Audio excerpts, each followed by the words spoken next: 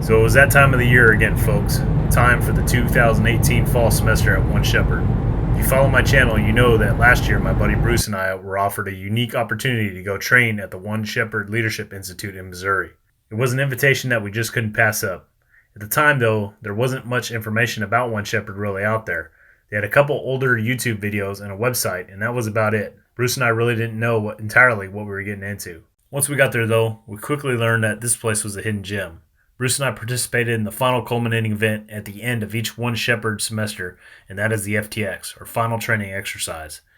The FTX was just over 48-hour exercise where two opposing forces are tasked with missions from their respective hire. The whole exercise is student-led and nothing is scripted. Anything can happen. All of the combat at One Shepherd is done using the Miles system. As far as I know, One Shepherd is the only civilian-ran organization that uses Miles, which is the same system used by the U.S. military. If you don't know what Miles is, the system is really a high-speed laser tag that is used in conjunction with real weapon systems. The lasers key off the firing of your rifle with a blank ammunition, and it projects lasers out to real combat ranges that mimic the ballistics of a 5.56, thus giving you realistic combat engagement ranges as opposed to systems like sim rounds, paintball, and airsoft, which are generally limited in their ranges. At the conclusion of the FTX, I was completely mind blown about how realistic the training was in terms of light fighter infantry tactics. I was definitely impressed enough to want to come back for the full week of One Shepherd training. So this year, that's exactly what I decided to do. I went up for the full week's worth of training. I decided to document the whole week's long experience in a 3-part series starting with the Basic Warriors course in Part 1, the Situational Training Exercise or STX in Part 2, and finally, the Final Training Exercise, or FTX, in Part 3. This way, you guys that are interested can see firsthand what the program is all about. Day 1 of the Basic Warriors course started early with a 06 Reveille. We were then outside doing a little morning PT, followed by some basic hand-to-hand fighting techniques. Essentially teaching you to tread water on this. Side control, push up on it. Next, it was on to some delicious morning chow. Most importantly for me, a nice cup of morning joe. This is a bit of clouds. It feels like it's late in the afternoon. I'm like starting to get really confused. Like, ah. After chow, the students in the Basic Warriors course are issued their weapons and Miles equipment. As you can see, there's plenty of weapons and harnesses here, and the organization, from what I understand, can outfit up to 60 guys. After you are issued your equipment, you'll receive a class on how the system works and how it attaches to your gear. For the Miles 2000, you want this in a spot that it's not going to be up front, so when we're out here low crawling, you're beating this up. It's a pretty tough device, but we still want to take care of it, right? But you want it somewhere you can access easily. And you notice, go ahead and come around this side, or we'll turn to you, there we go. This will open, and that's the way it's a little bit easier to read, right, Jason? Like yes. that. So you almost kind of put it in upside down, if that makes sense. So you can look down and read it, all right? So you can molly it on in whatever way makes sense to you. But you know, it looks like you got a pretty good spot right there, so you'll molly it there. You can go hang on to that. Okay. And then up here, you just want to find a good spot and use the zip ties. You know, it doesn't have to be super tight, just enough to secure it. Clip that off and clean up the excess. This, you want to secure it on you in some way. This goes across your chest. Keep this centered.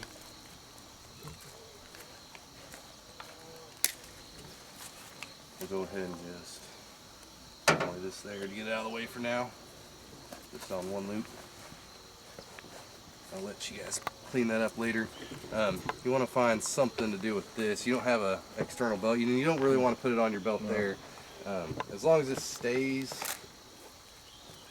you can just maybe clean this up a little bit and just leave it right there. Ideally, you'd want something else under here to secure this down onto, some kind of belt. Like it's obviously made for the owl skier, so this will go onto the pistol belt. Gotcha. So when you got a rig like this, it's a little bit harder for the Miles 2000. Right here on your halo, you see all these little straps right here? They're perfect for weaving in and out of this webbing here. And it doesn't hurt. As a backup, throw one zip tie through, That way, in case for whatever reason all these hook and loop come undone, you've got a safety there so you don't lose this, because we don't want to be in the woods. It's camouflage, it's going to be hard to find, so we don't want to lose this. So make sure you weave that through all the webbing on your boonie hat. If you have a helmet, there's other different ways to fix that. Is anyone running a helmet? No? Okay, so you are? You're going to wear it? Maybe? Yeah. Maybe? Okay. We can show you how to do that too. There's different ways, but you just want to make sure it's secure and you're taking care of it. On the back side, if you have a hydration bladder, are you running a Camelback or something like that? No. Do you have any water on you? Yeah. Okay. If you do have a Camelback, put it on first and then throw the sensors down over it. That way these are exposed and available for hits. Okay. It's a little bit harder with rucks and that kind of thing, but ideally we won't be fighting with rucks on. But dump that ruck as soon as you can when we start fighting. So, and these we'll be able to loop down here to keep that secure, just right there. So he might need help with this, you know, every time he throws his kit on, and that's what your battle buddy's for. Tighten that up a little bit. So, all right, zip ties are here. They're for you guys to use. Team up and hook each other's gear up.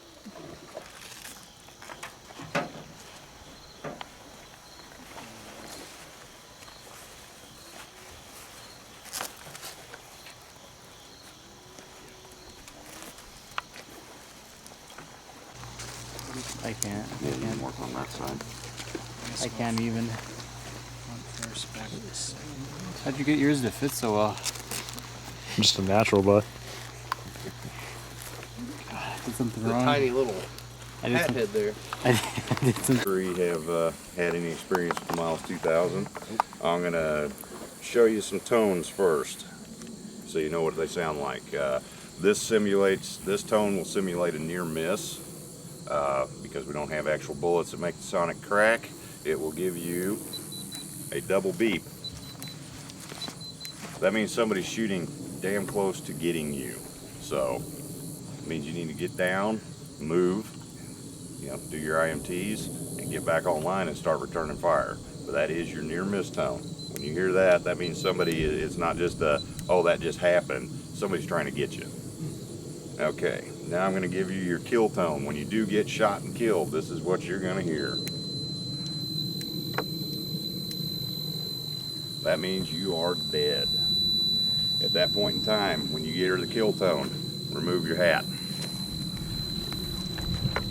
This is a courtesy to let everybody know that you're dead, your own team and the other team.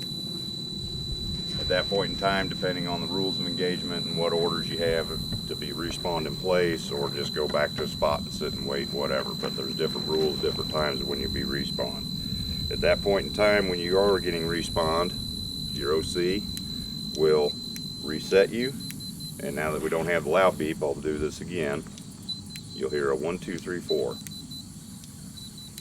That means you're alive and can be killed, but your weapon is not married to your system. So you can pull the trigger all you want, but it's not emitting a laser because it's not married. It doesn't have an ID tag to your system. So now I want you to open up your keypads, and you should see a number, and it'll say ready, weapon not ready. If you hit the I button. Hit the I button and you'll see ready, weapon not ready. Okay, now I'm going to give you guys the procedure on marrying up. You will hit I, down arrow, enter. And then your screen should say position weapon to enable, and you'll hear a little ticking there on your left side. The one with the hook in it. So I, down, enter.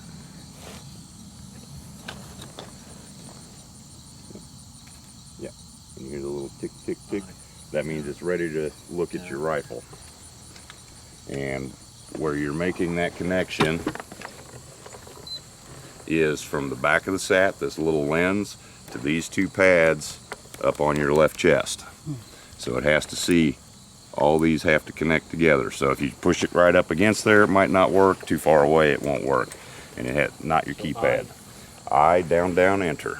Down, Yeah, you can read it here. Yeah. down. And then it Position. says press enter to turn weapon Weapon on. on. And this is the enter key. Right? And then it said position this to that. Yep, and they made the But connection. it You'll made get it that beep. automatically because it, Yep.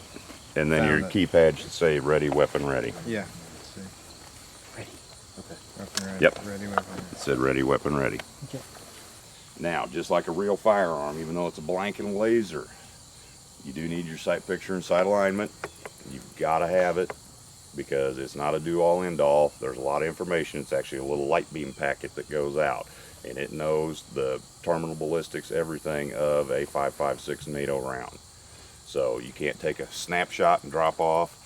Just like if you were using a real rifle, you have to shoot, follow through, then switch targets.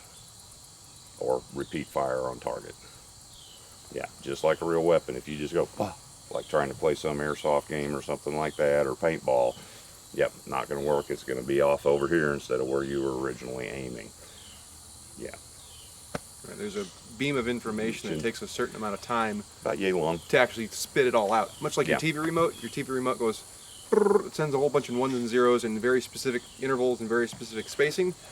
There's a data train of light that basically comes out of the end of your muzzle there that has pulses intertwined within there, and it takes a certain amount of time for that to happen. We're talking milliseconds, but Yeah. the point is, you stay on target. Yeah. Yeah. You need that follow through. Yeah. Not Like only for good coming off a marksmanship, recoil. but for practical reasons for the system. Right? For the system. Okay, few limitations of the system. Heavy foliage, the laser won't make it through. Unfortunate. But airsoft doesn't make it through heavy foliage either, except by happenstance maybe. And same thing with this. There's somewhat of a limiting distance factor, which we won't hit that too much. It's about 800 meters because that's the terminal ballistics of the 5.56, about an 800 meter effective. Well, yeah, this system will do. It's a 5% probability kill at 900 meters. So it's Yeah, Yeah. very, very, very slim. Yeah, very slim. You'd have to be like perfect. Yeah. the other shortcoming is when you're at closer distances. When that beam first comes out, it's very tiny. It expands as distance goes on and actually is a grid pattern that picks up your signal as a, believe it or not, it emits an electronic signal that looks like a silhouette target when you're wearing the full kit. So that grid has to align on that electronic silhouette perfectly to say, yes, you got the kill. When you're at close ranges, that beam is very tiny. You guys line up here. Mike, you want to go to the end of the tent? We're going to, right over here. Yeah, line up here. Line up here. This is what we call safety kill distance. Anything inside of this, safety kill, number one reason, safety. Burnt powder does expel out of the BFAs. There's a vent hole. So as you start to get closer, it can throw particles, burn the other person. And the second reason is that beam is so tiny, you would have to aim exactly at a sensor. One of these sensors in order to get a kill. So, proper procedure for a safety kill. Not running, not moving, in a stationary position. You can run up there, but you have to plant. Finger, safety kill. This is your actual kill. You raise your rifle and pull the trigger and fire around as a courtesy to say that, yes, my rifle was loaded. So if it goes boom, legitimate safety kill. If it goes click, well, you should have reloaded because now you're dead. Next, it's off to the tree line for some basic periods of instruction with the AR-15 rifle and individual movement techniques. Remember, this is an institution of learning, so if you have absolutely no experience in this type of stuff, don't worry. They will teach you. And if you already know most of it, just listen and watch. You might learn something new. Okay. Basically, real quick, we'll break it down and talk about the major features of it.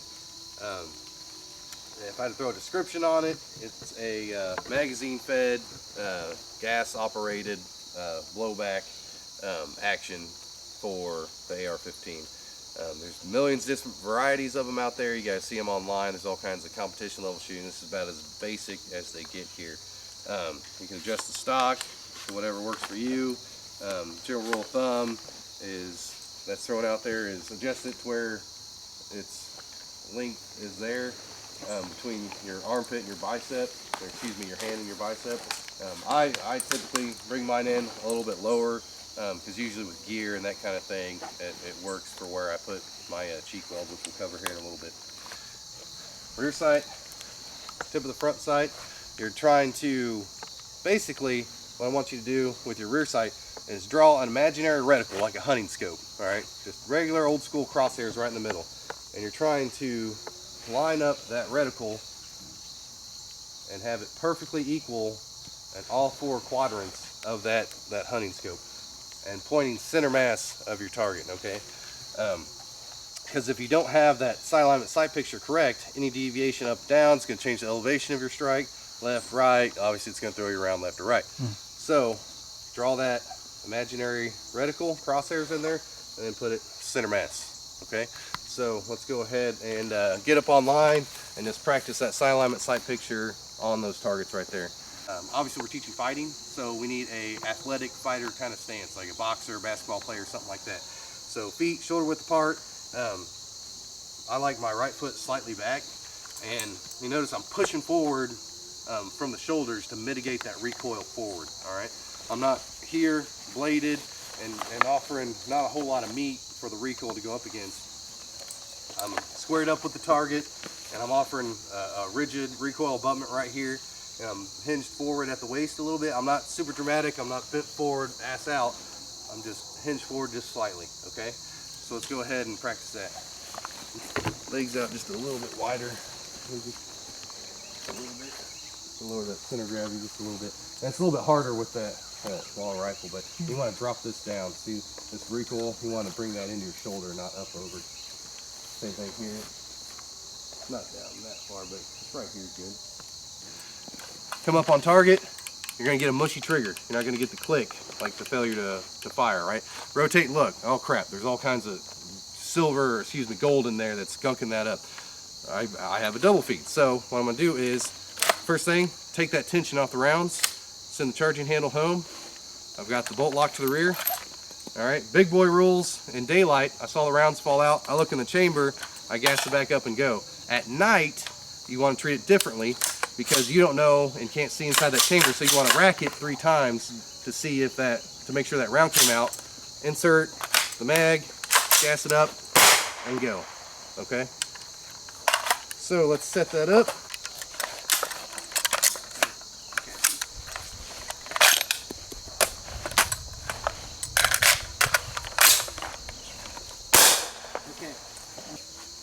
Just basically think of that rifle as a patient.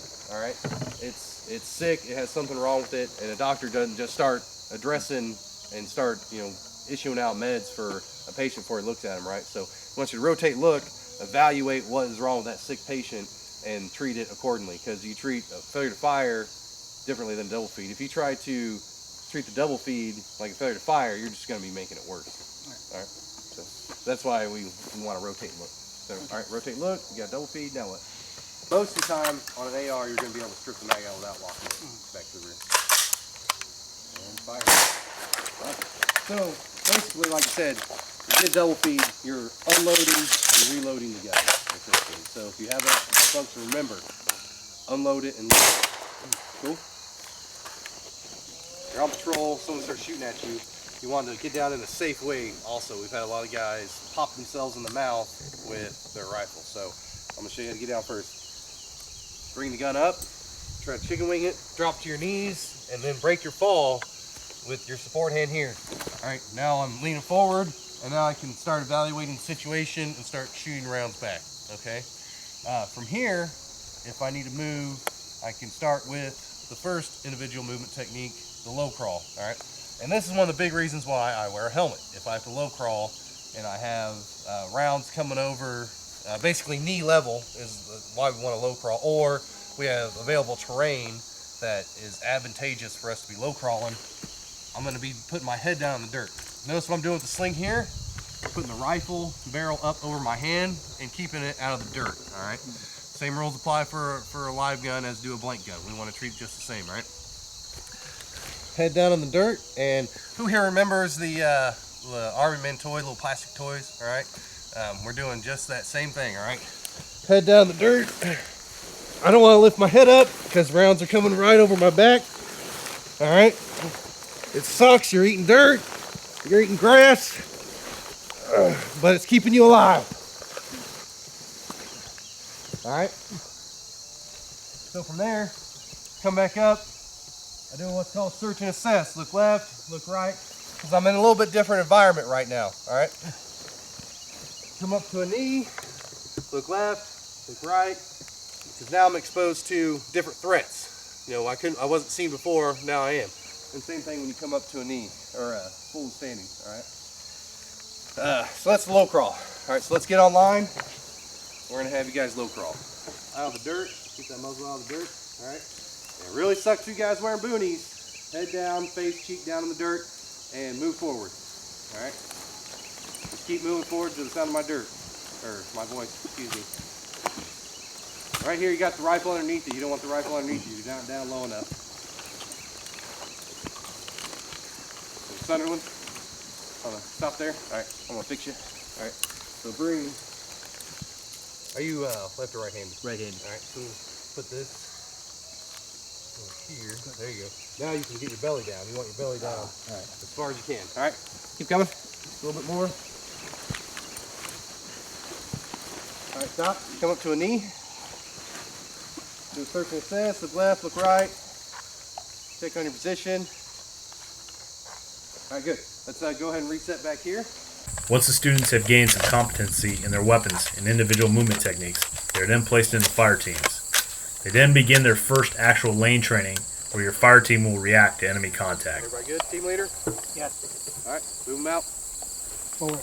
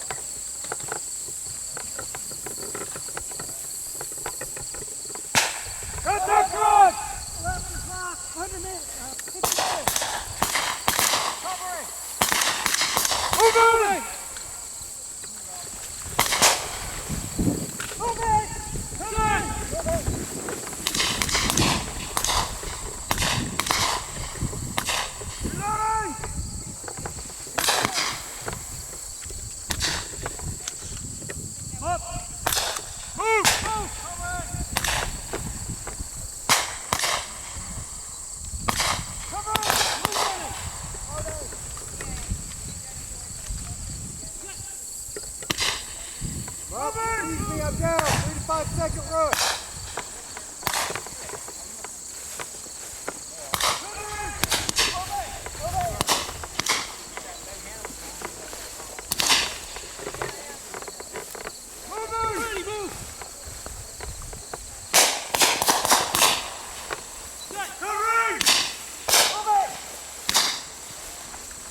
After each run, each team is thoroughly debriefed and critiqued over what the instructors observed. Go ahead, bring it in. It's all right. We'll get this hot wash taken care of just real quick. All right, team leader, what was the plan?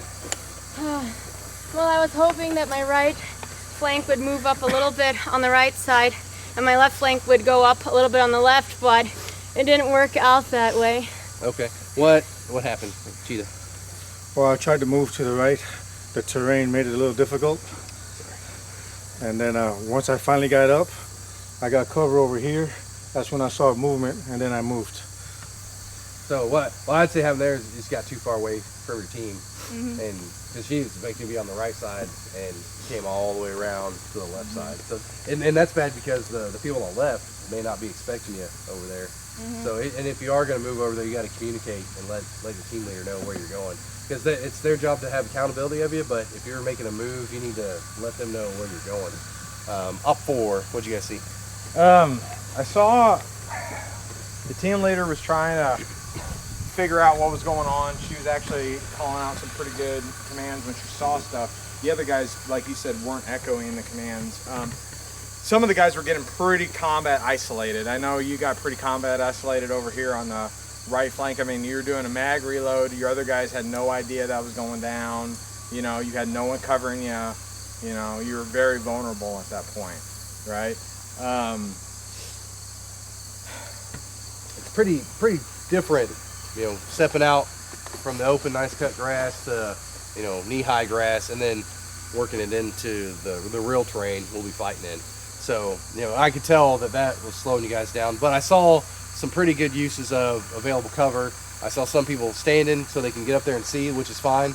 But if you start hearing beeps or getting near missed, you need to get down.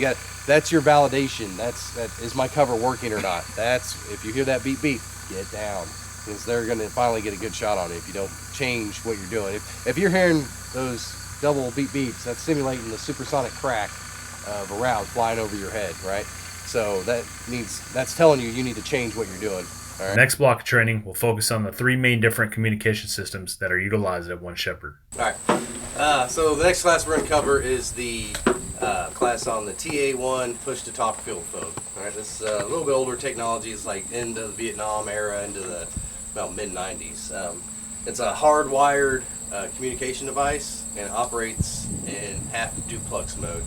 So what it means is, everyone remember the game you played when a kid had a couple of coffee cans, canned goods, ran a string between them. Only one person can talk at a time on them, right? So it's kind of the same setup here. So they're not battery powered; they're actually voice powered. They have a calling button right here that does send electricity down the line, and that just actuates. Excuse me if I can talk. The call indicator disc in here, and the noise indicator, which will hook up, and you guys will be able to hear that in a second. This is your push to talk button right here. Like I said, only one person can talk at a time. So the way the process goes is you hook up the line and everything, call, everyone listens, everyone picks up and listens, and whoever made the call speaks, calls out whoever he's calling to or the whole group, and if he's calling out one station specifically, then they'll chat back and forth, and everyone else can set the phone down if they need to or whatnot. But what do you guys think some advantages are of a wired communication system versus like a radio? Can't be jammed. Can't be jammed? Is it more secure? More secure, yeah. It's sound powered, so it doesn't really need an external power source. Yep, exactly. So you don't have to worry about packing extra batteries for it. What might be some disadvantages of this stuff? I mean, take a look at it right here. I mean, we carried it from down there to up here, and we don't have battle rattle on. And what are some disadvantages? You actually have to set up the line. Yep. What else? It's heavy. Heavy. Yep, it's heavy. This spool here, it's heavy, especially if it's fully loaded. You know, I can't tell you exactly how much is on there, but you can carry up to a mile of wire on you. And like I said, these will transmit up to 4.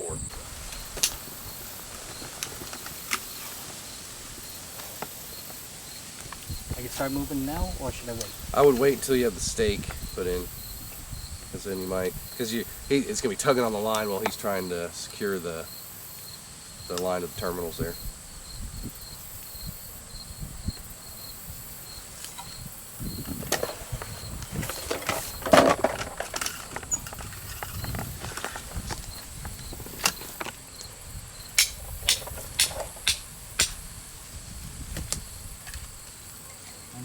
Two, one.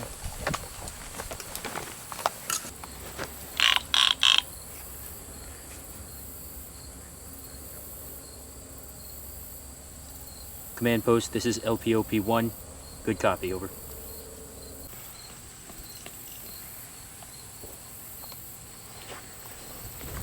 Command, this is LPOP-1. Radio check, over.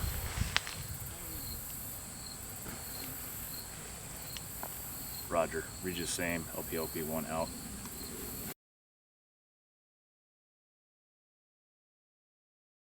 I think I'm going to call them possibly reliable communications is what PRC is going to stand for.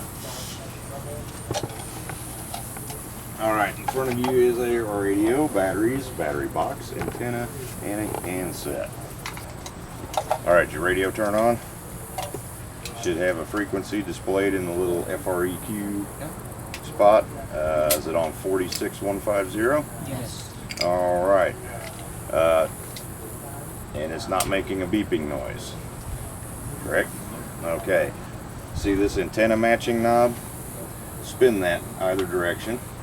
Nope, on the side here. It says ANT. Facing right toward you. Spin it one click either direction. This is the PRC 77. This is the man-pack backpack radio. Much further range, more power. This is a battery converter pack that holds 10 D-cell sized batteries. They have to be put in correctly. You put in one wrong, you'll go to turn the radio. The radio's not working. Something's wrong with batteries. Now if one battery's in backwards, it'll shut the whole thing down and it won't operate. So So we put the nice little plastic case together, thumb screws. We don't need to over tighten them to where it's going to take a wrench or pliers to get them apart. They just need to be snug so it stays together. Just finger tight. And then you have to line up the 4-prong plug with the 4-prong plug at the bottom. Nice and gentle and straight. You don't want to twist it around or force it. It should just drop right on there and sit on there nice and easy. Then we put on our covers, and they are marked with arrows so that they only go on in one direction, because unlike those, these have to go on in one direction only. Once that's seated all the way down, flip her shut, and we turn over to the business end. Now, to use the antennas on this radio, after go. There it is. With the ribbon antenna, we use what's called a flexible gooseneck. Put the two of these together.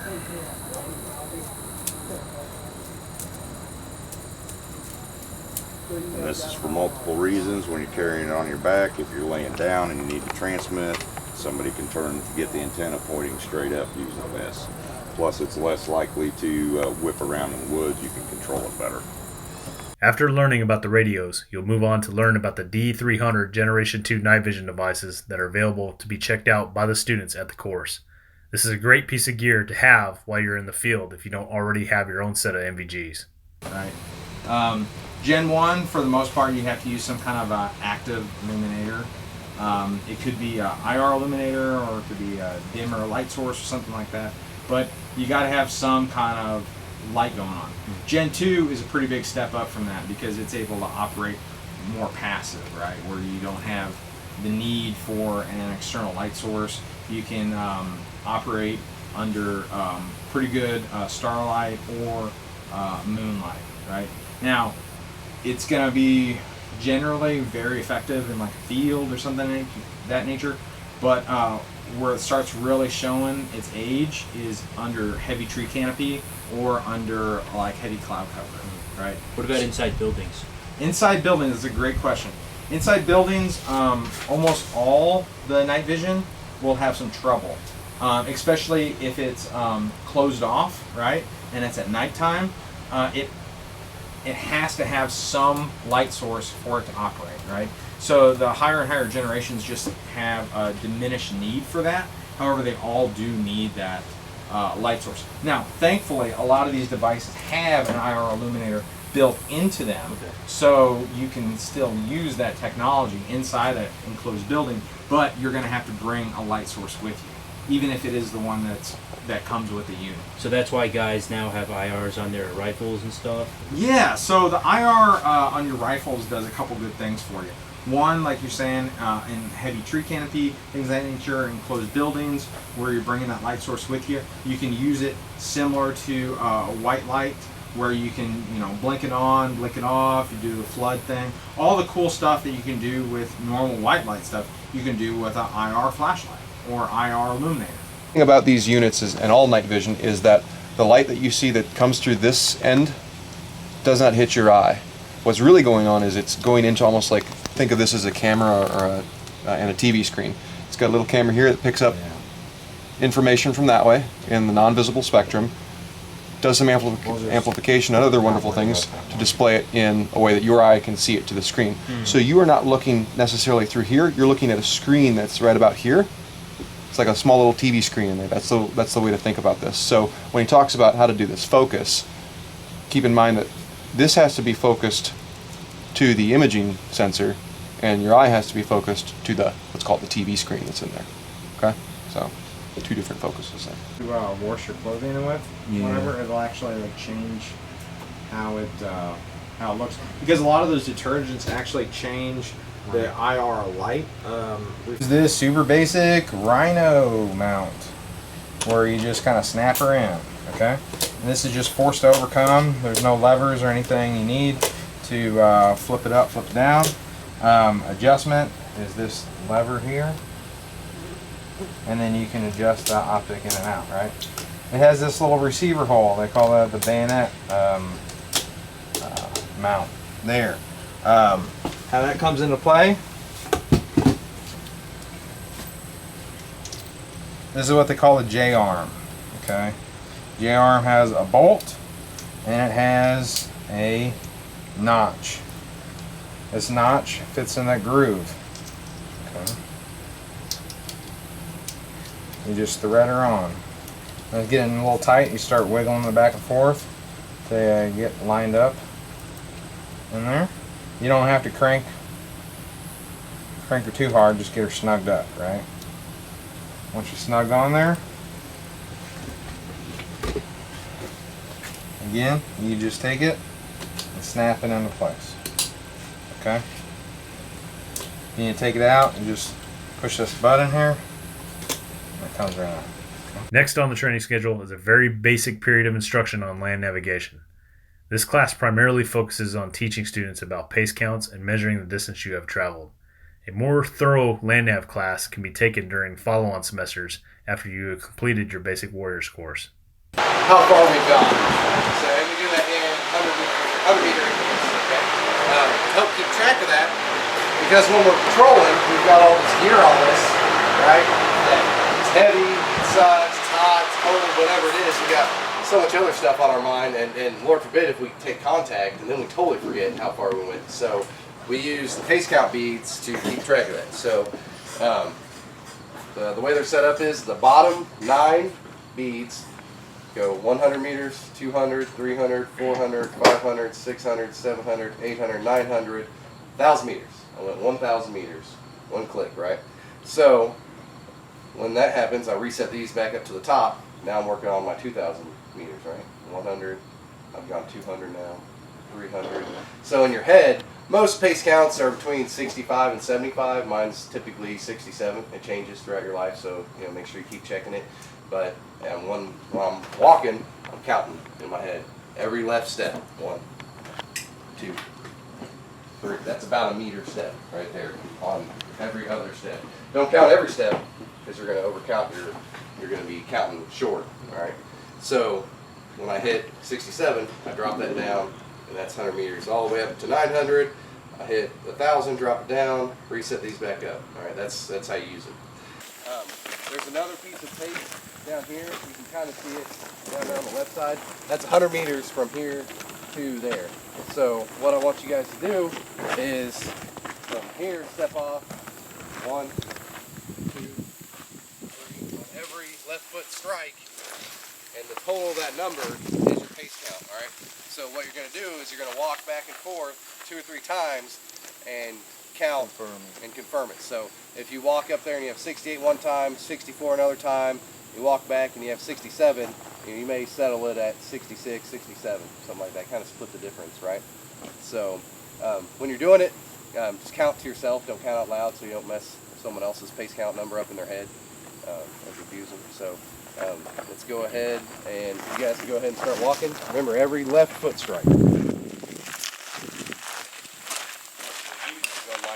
File is straight blade back, all right? And when you pass that hand arm signal back, eye contact and look at them, make sure they did it. So, all right, I'm giving hand arm signal, so now I need everyone to echo it. Go ahead.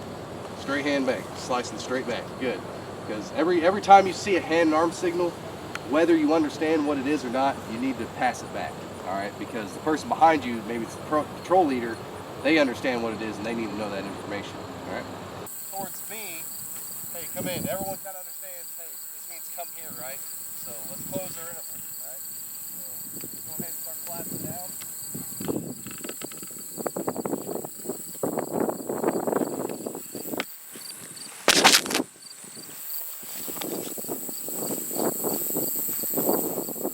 In today's urban environment, you're going to be traveling in staggered columns when contact may be likely. This is the way you have to travel up and down roads.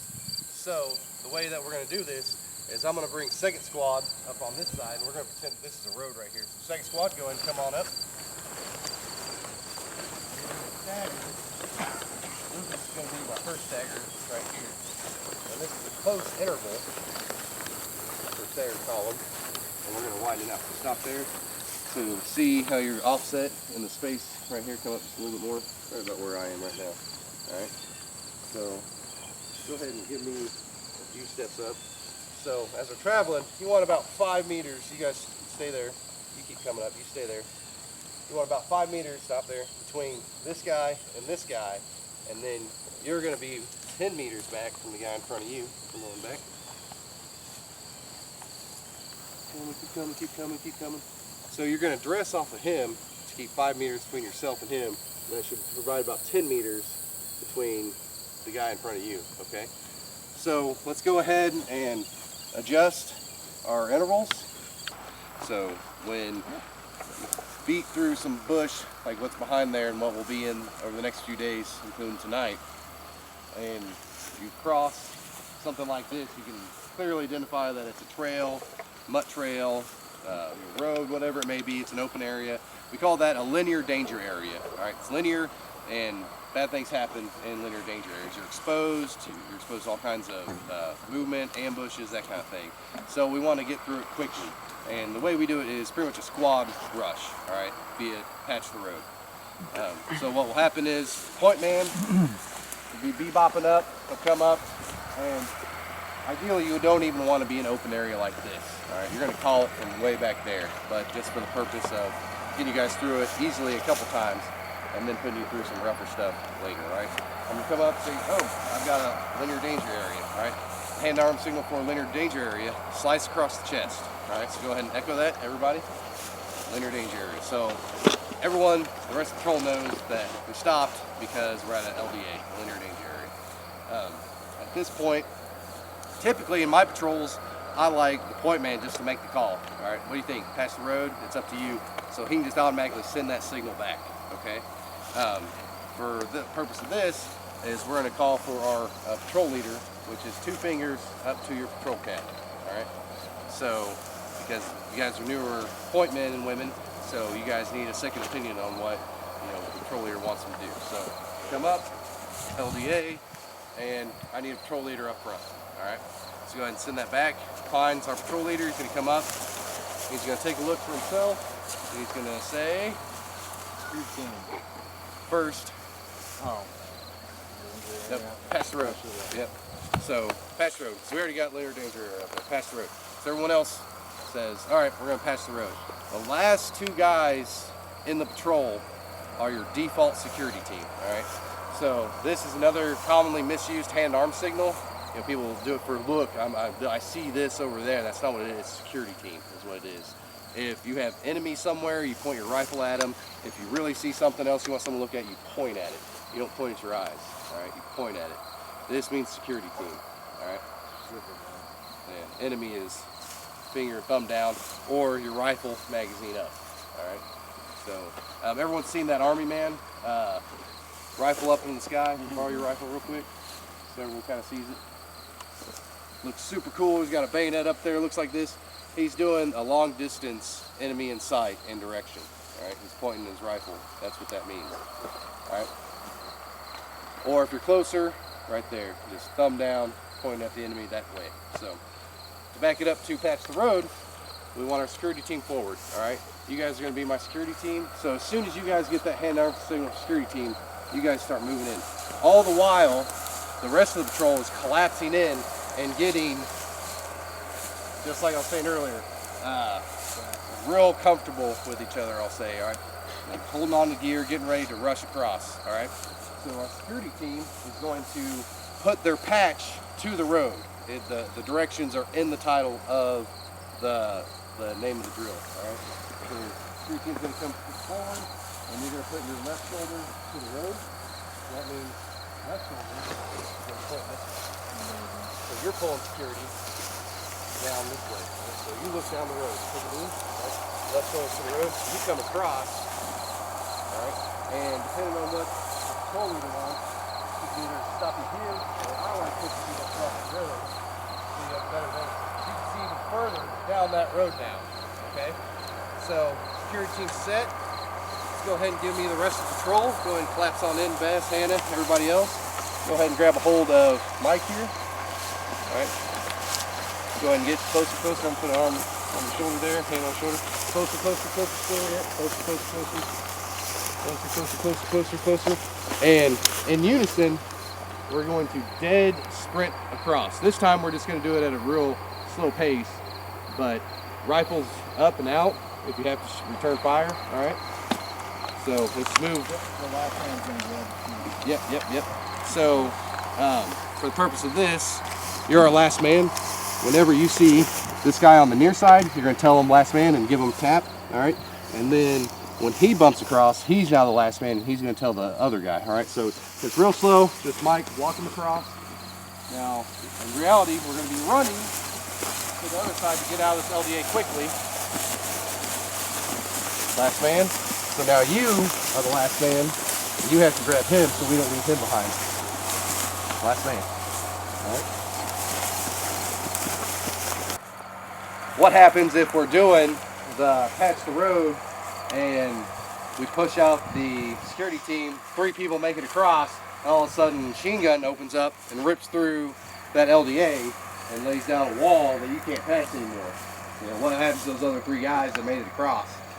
Well, we now plan for that, all right? So typically on patch the road, the team that made it on the far side, person, couple people, team, or whatever, you want to hook out left or right, 200-300 meters, and then hook back in. You're going to do another patch the road probably if you're crossing the same road, and then go back to your last known rally point, which brings us to our next hand arm signal.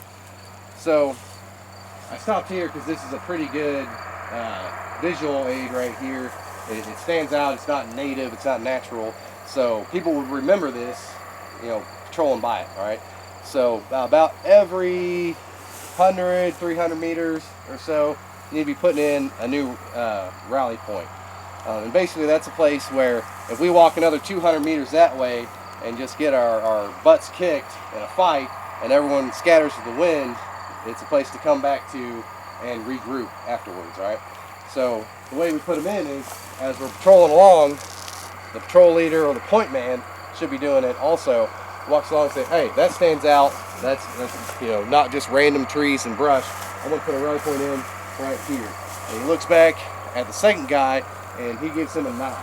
This is one of the hand arm signals you do not echo, because if he echoes it and he goes all the way back down the patrol, and the patrol's 500 people long, that rally point's going to end up from being here all the way back here. Okay, so you wait until you get up to the rally point wherever they pointed, and then turn around and then echo it and point it at the rally point. Okay.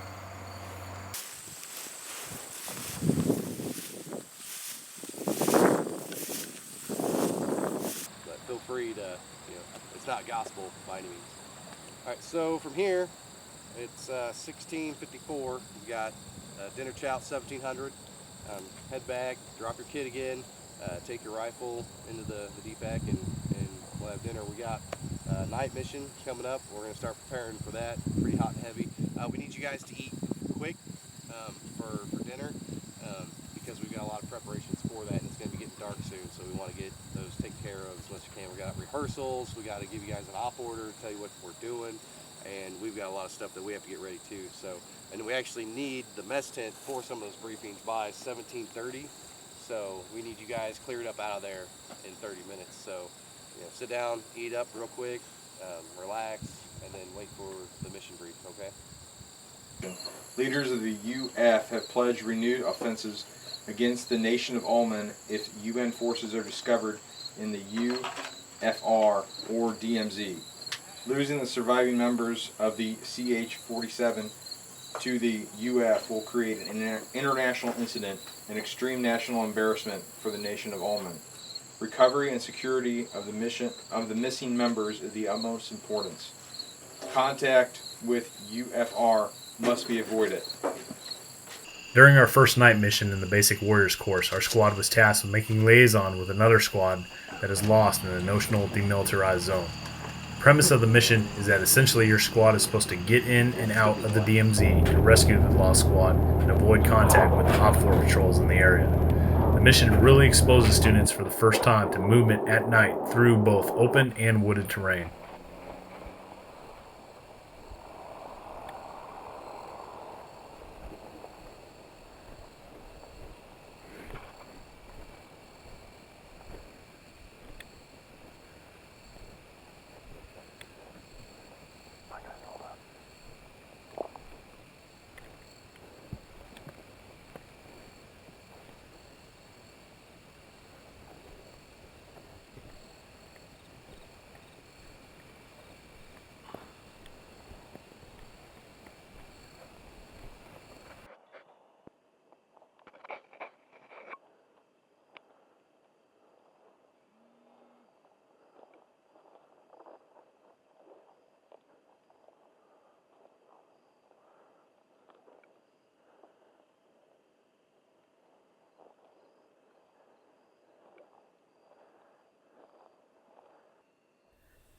To move through very thick woods, a technique was taught at One Shepherd where the squad chains together one behind the other.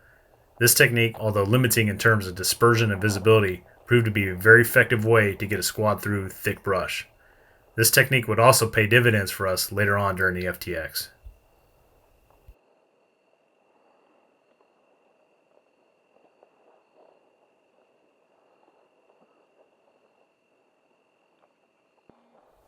Once the liaison was made with the other squad, we began to navigate our way back to the fob.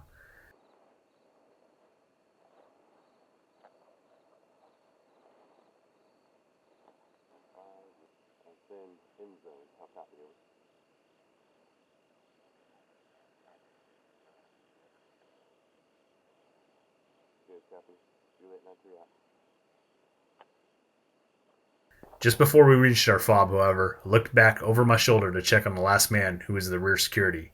I then observed a human silhouette approximately 100 meters behind us, tailing our formation. Taking into consideration our rules of engagement during this mission, we did not engage the unknown threat and began to hastily bound back until we were within our own lines. Move it.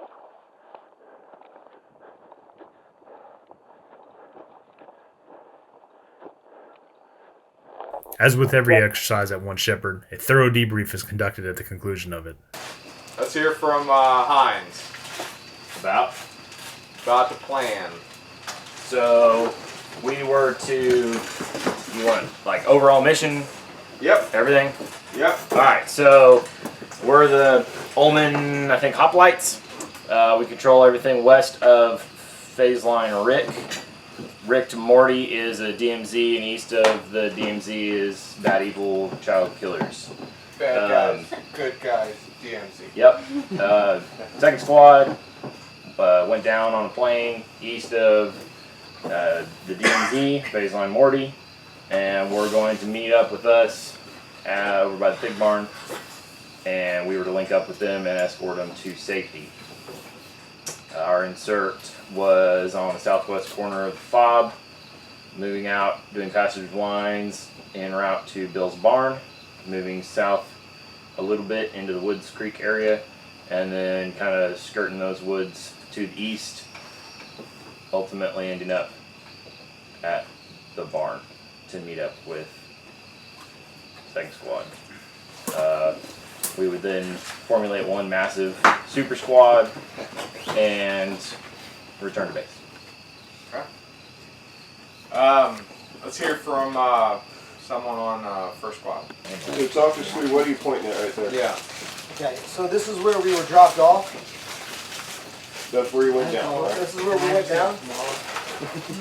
And our plan was to go up here about 270 meters directly north till we got to the creek. Power line. Yeah, we went down the power line till we got to about the creek area. We pushed through this area until we got to Morty. Once we got through there, that's when we had our heat casualty. Then we back into. We thought we might have saw the out fork, so we went back into the wood line, 25 meters. Kind of rendezvoused with this little dry creek bed until we got to a clearing, and then we ran into the rescue force, which brought us home. Alright. Sounds like a successful mission. Got everybody back. Yeah. What else happened at the end, Brent? As we were bringing in the rear, I was the second to last man. I looked back to check on the rear security, and I saw two silhouettes about, I don't know, 100 yards, 100 meters behind us or so. Let the squad leader know. He gave him the challenge of pass. They didn't respond, and at that point we just started expediting our exfil out of there back into the fob. Yeah, I saw that whole bounding action, huh? Some INT in. Yeah. Did anyone at the front kind of know what was going on? I did. You just felt some pressure, like, why are they rushing? Well, most of them were already through Jason. Yeah. I was about walking up to him when they started getting some pressure, so I flipped around as soon as I got through him to provide cover as I came through. So, fairly simple though, they didn't make any hard contact. Yeah. It's good. Trigger discipline. Considering the scenario, we're just trying to get out of there. We're not trying to get into a fight. Yeah. So just leapfrogging back out of there, not Good engaging. job with your ROE. Yeah. Excellent job. It was definitely shady that all of a sudden there's someone there 100 meters behind us. But yeah. All right, so you want to brief us over the itinerary for tomorrow? So tomorrow we're in ODs. So wake up 06. We've got a 2-mile ruck in the morning, led by me. Yep. Michael Klein. All right. So bring your stuff. The whole idea of that is to have your ruck and all your battle rattle representative of how you'd go out on an FTX. So you can figure out what's wrong with it, figure out what's rubbing you wrong, what's bouncing and flopping too much. It's a little test, a little shakedown test. We'll go up to the road, to the hardball, turn around, and come back. So that's a 06. Breakfast immediately to follow 07. And then class starts at 8 for both WBC and land nav. WBC is going through iterative reactor contact drills, things like that. And then land nav's doing morning lane, and then lunch is normal at noon, and then PCMS cleanup, patches for the new Warrior Basic guys, and then showers, all that stuff after that. But okay. All right. Man, you guys got an extra Look at that. 15 minutes of 15 minutes. sleep. Yeah.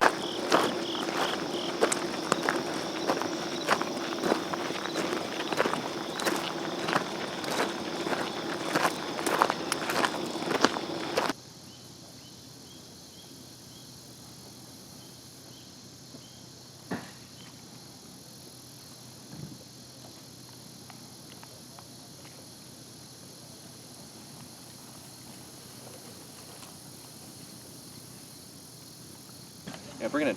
So, but today we're going to start with what we call the engagement decision matrix. It's basically a decision-making process that we essentially developed. It was actually published in the infantry magazine last spring, I believe. So the first question that we're going to ask ourselves is this mine?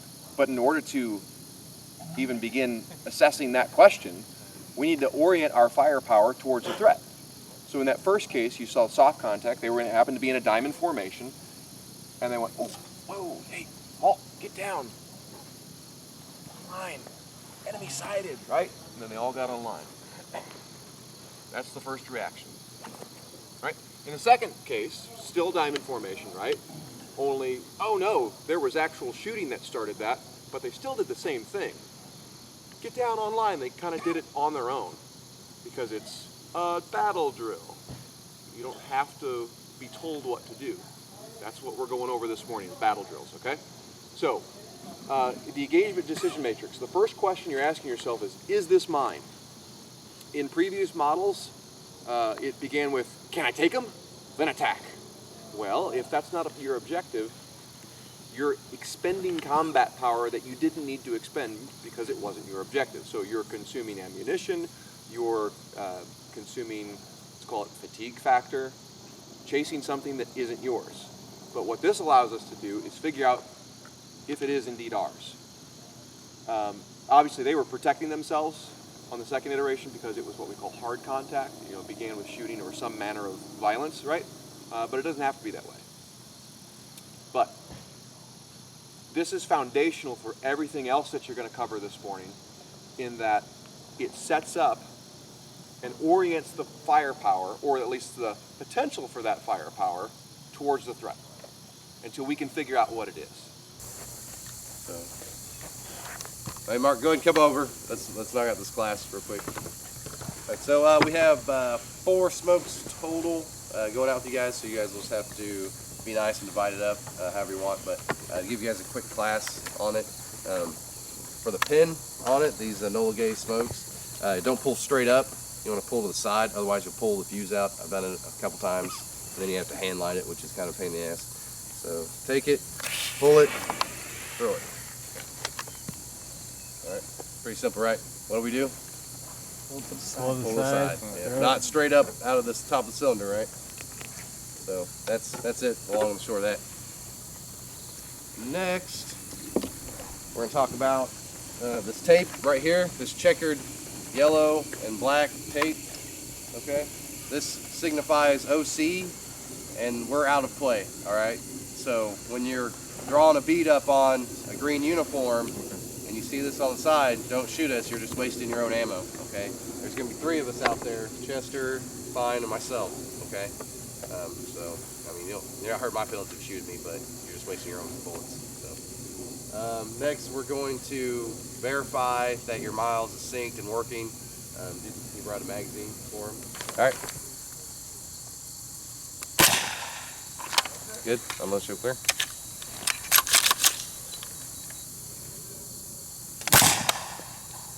Got him. Weapon on safe. Unload show clear.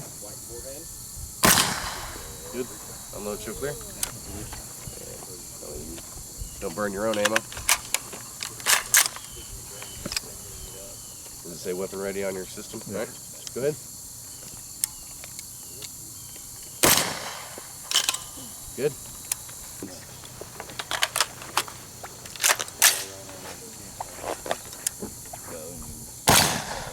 All right.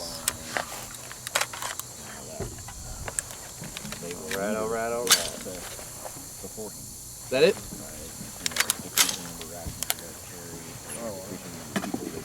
Now it's time for the final culminating event of the Basic Warriors course, the Force on Force scenario. During this, one fire team was tasked with defending a mortar pit, while another, numerically superior force, is tasked with assaulting and taking it. This ultimately gives the students the opportunity to test the individual combat skills they have learned over the last couple days. During this scenario, the cadre randomly picked one of the students to be the team leader so that they could have that experience of leading. I would just stay where you are though, and we'll probably have some people coming up from this side too. So you don't want me in the fight, you just want me back there hanging? No, I mean if you can see the fight coming up here, okay. Yeah, definitely orient yourself there. Okay. But I wouldn't. There's nothing to really run up to unless you want to go to these trees. Okay. So try to find something.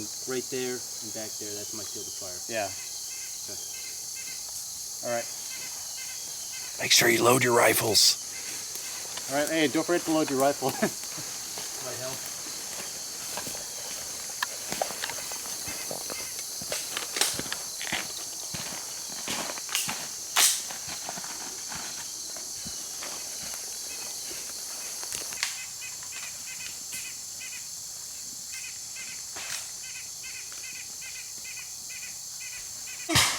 Contact southeast! Contact southeast!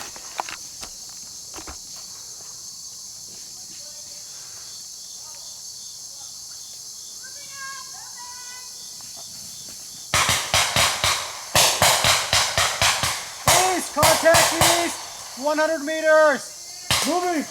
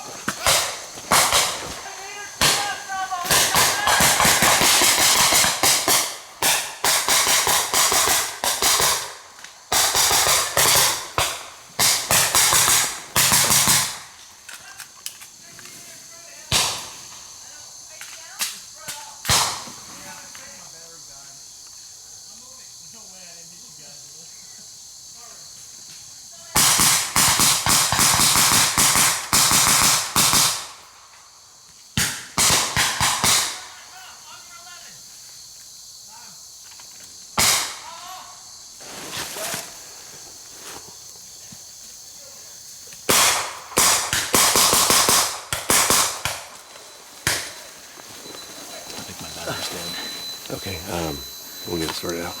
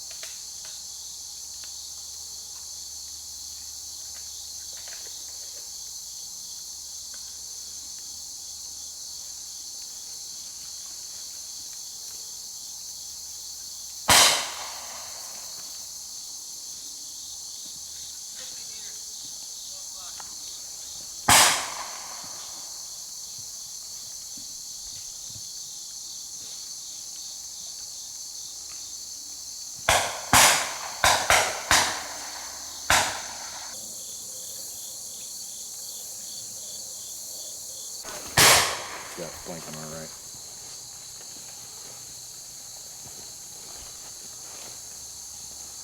If they can pull it on. Yeah, I'll cover the up. Okay, you guys can decent cover. How you doing, Brian?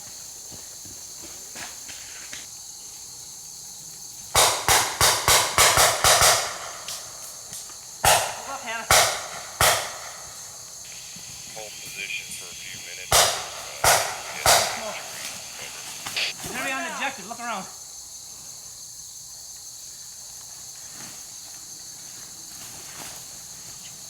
Brian, can you come straight in? Watch it. You might have to lay him down. Yep. Brian, come straight in. Let's sweep this.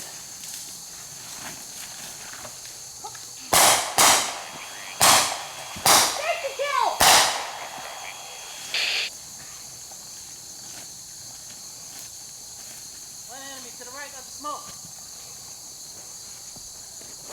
Okay, no. Head back, huh? Yeah, no, I don't do. Come on, Brian. Come on! Checkpoint reached! Away. Away! Stay in, Brian. Okay. Juliet 9-3, Juliet 9-3. This is India. Height, sound copy. Over. Here we go. Mission objective. Give me actions on.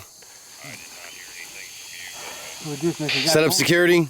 Let's secure this mission. Give me a lace report. How's your ammo, Hannah? And search that casualty. Yellow. Brian? Red. Red, yellow, I'm yellow. Water. Green. Equipment. Green. Okay, just ammo. Search the casualty. Search the casualty. Casualties. Shoot the enemy casualty. Search him. Search him. Just ask him. Gentleman's search. Ask him if he has any intelligence. All right. Set up security. 360 security. After the first scenario had played out, Cadre then had another student rotate in the leadership position This and is give it our another rally go. point right here. Essentially, they'll end up We'll be fighting each attacking other now until on, everyone is being same going in. You're You're not patrol leader anymore. You're patrol leader. All right. So, What's our objective? get a lace report. All right. And redistribute ammo if someone's red. You need to cross-load ammo. It's not your ammo. It's your team's ammo. And then I need you to come up with a plan to attack that mortar pit in 2 minutes. One mag. You got 2 minutes to come up with a plan. No injuries. No, everything's good. Water. I'm good. Okay. Lace. Good. Great. All right. How are we gonna push this?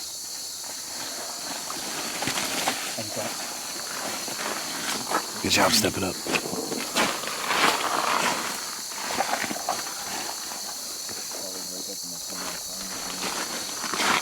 You don't have one mag I can use? You're down to one mag? Yeah. So you gotta move. Who's green on ammo? Remember, you guys have smoke. Alright, let's do this. Brent, why don't you take, what's his name? Santiago, and try to outflank them from that direction, like from their 6 o'clock region.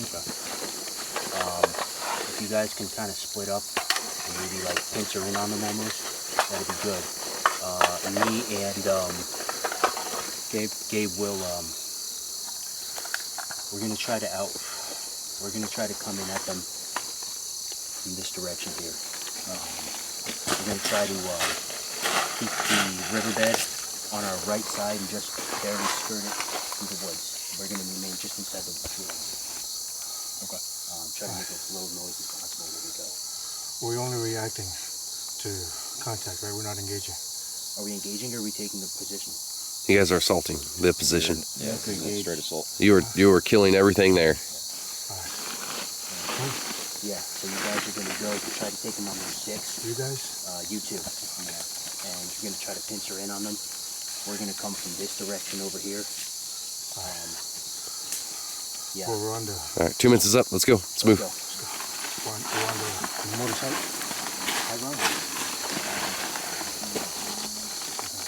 Transmit attack signal is going to be, Brent's going to start firing. These are his weapon. Once he starts firing, it's free game. I'm going to kind of flank around here. I'm going to bound through that open area and hopefully end up on there 11 o'clock. Ready? Start.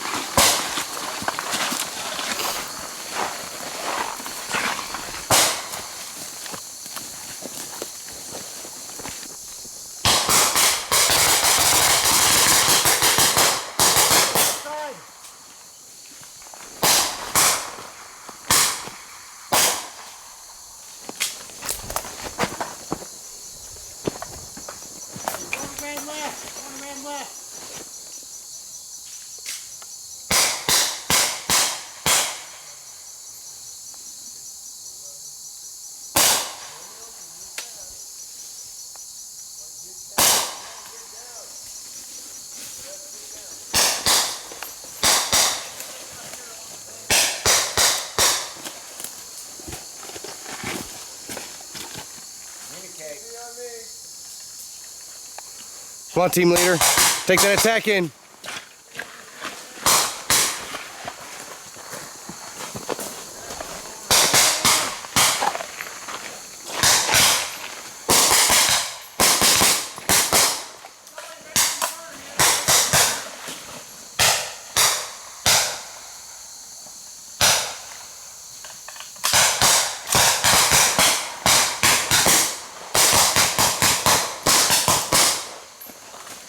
Right. Peel back, peel back.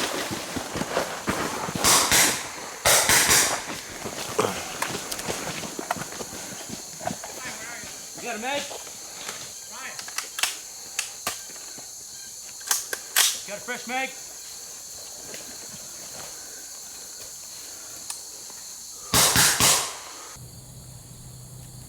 Company, attend. Quality! Dress right. Dress. Ready.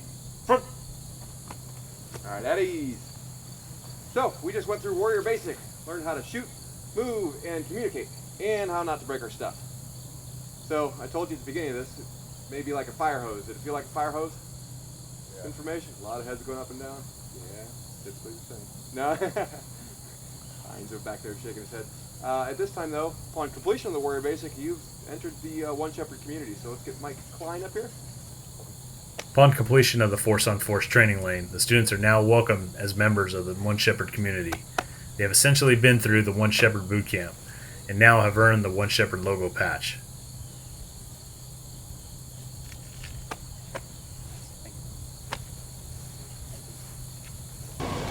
After the patch ceremony, it's on to weapons maintenance. Well, that's it, guys. That concludes part 1, which covers the basic warriors course at One Shepherd. Part 2 will cover the situational training exercise, which encompasses the next 2 days of this training week. Hope you all enjoyed this video because there's a lot more to come. Please check out the One Shepherd website for more information about this program. Keep fighting the good fight. Thanks for watching, and don't forget to leave a comment.